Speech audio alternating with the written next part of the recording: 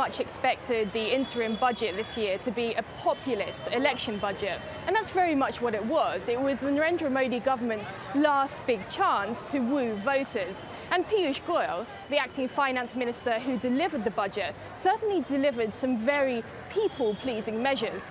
Individual taxpayers having taxable annual income up to rupees 5 lakhs will get full tax rebate.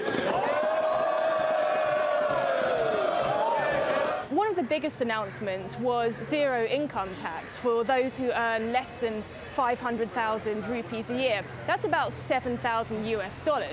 This is a step that's expected to help many consumer goods businesses in India. It will lead to a lot of demand growth, consumption will increase, and it's good for, I would think it's good for companies which cater to products meant for this segment of people, which is middle class, lower middle class. Another sector benefiting from this budget is agriculture. This was very much anticipated. About half the population in India depends on agriculture for their livelihoods. A plan was announced for small farmers, and this will cost the government more than $10 billion US.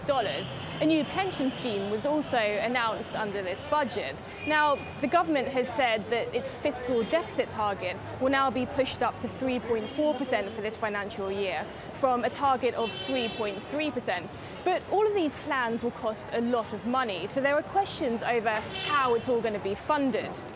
The only way the money can come from, actually there are two ways the money government can make. One is the taxes, or two, from the profits of their own businesses, which they don't make.